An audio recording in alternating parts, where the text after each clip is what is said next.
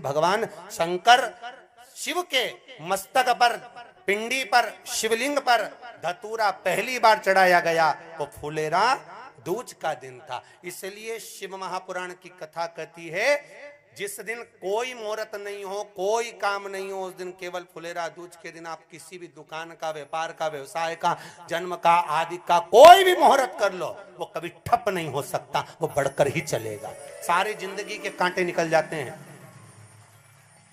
सारी जिंदगी के कांटे समाप्त हो जाते हैं फुलेरा दूज।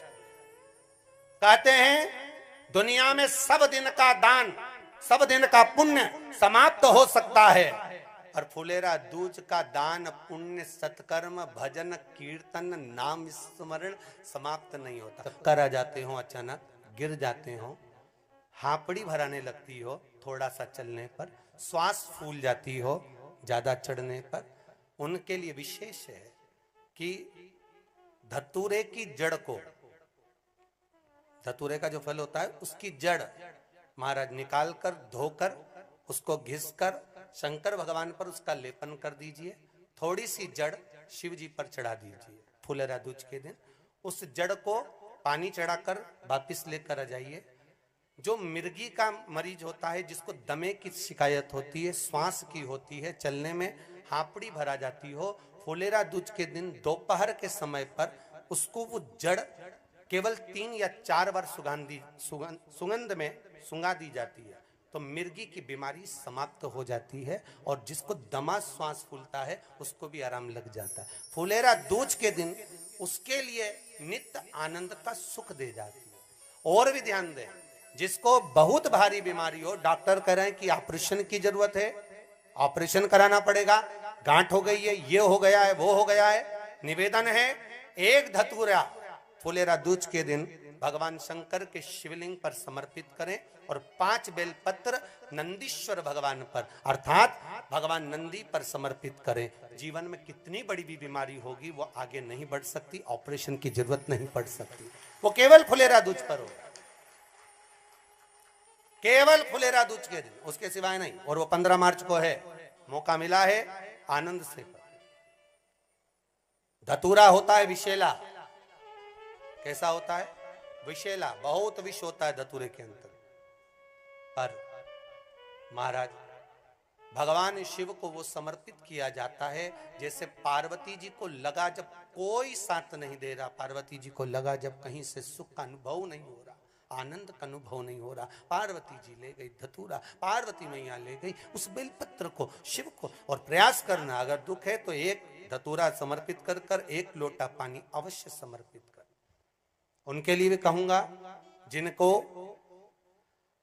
शरीर में दाद हो जाती है, खाज हो जाती है, या खुजलियों का क्रम हो जाता है, उनके लिए भी महाराज धतूरे का पानी, धतूरा 1 लोटे में डाल दो, पानी रख दो उसमें, उसके अंदर थोड़ा सा चंदन डालकर वो पानी शिव जी को समर्पित कर दो। वही पानी को लेकर आ जाइए और कुछ देर तक शरीर में लगाकर बैठ जाइए महाराज। वो केवल फुलेरा दूज का है महाराज, उसको शरीर में लगाकर थोड़ी देर बैठ जाइए, 15-20 मिनट तक। शरीर के अंतर्गत कोई वस्त्र ना हो, उस वस्त्र को उतार कर उसको लगाकर बैठ जाओ। 2.5 से 3 महीने में दांत खाज, किसी भी चर्म रोग होगा वो धीरे धीरे समाप्ति की ओर हो जाएगा। महाराज फुलेरा दूज का महत्व शास्त्र कहता है, भले इसको छुपा कर रखा गया हो शास्त्रों के अनुसार, पर इसकी महत्वता, जो दुकान, जो व्यापार, जो व्यवसाय, और पहले भी आपको कहा, मान लो आप शिवरात्रि के दिन रात को भगवान शंकर को धतूरा चढ़ाते हो व्यापार व्यवसाय के लिए, और वो धतूरा आप शिवरात्रि के दिन सुबह 4 बजे से पहले नहीं बांध सकते, तो उस धतूरे को फुलेरा दूज के दिन लाल वस्त्र में बांधकर अपने व्यापार वाली जगह पर बांध दो। जीवन में कभी व्यापार नीचे नहीं जाएगा, बढ़ता ही चला जाएगा। और उनके लिए भी निवेदन करूंगा जिनके यहाँ कर्जा बहुत है, बहुत कर्जा है, चूक ही नहीं रहा, पैसा ही नहीं रहा, व्यापार चले तो कर्जा चूके, उनके लिए भी निवेदन करूंगा। 1 धतूरा बेलपत्री के पेड़ के नीचे शिवलिंग का निर्माण कर कर फुलेरा दूज के दिन उस धतूरे को अपनी कामना कर कर हल्दी में भिंगोकर उसको भगवान शंकर को समर्पित कर दीजिए अपनी कामना कर कर। उसी हल्दी की 1 बिंदी अपने साथ में रुमाल में लगाकर अपने व्यापार व्यवसाय की जगह पर लेकर जाइए। कर्जा धीरे धीरे धीरे धीरे जब चूकेगा, जब लक्ष्मी आएगी तो लक्ष्मी की वृद्धि भी वो करता महाराज। ये फुलेरा दूज के उपाय। जिस दिन मां जगतजननी जगदम्बा अंबा स्वयं भगवान शंकर को मौन होकर देख कर विलापित होती हैं, नैनों से नीर बहता है, शिव को हुआ क्या, शंकर को क्या हुआ है, योगरदानी को हुआ क्या।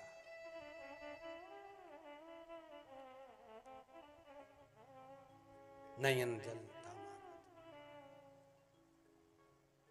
मैं तो बैठी थी गंगा किनारे, मैं तो बैठी थी गंगा किनारे,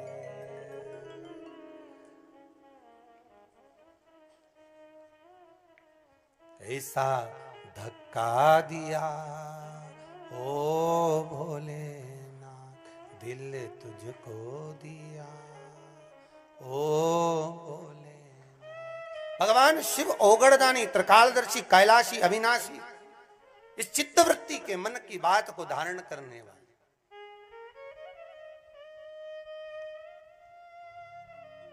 जिन लड़का और लड़की का विवाह नहीं हो रहा है,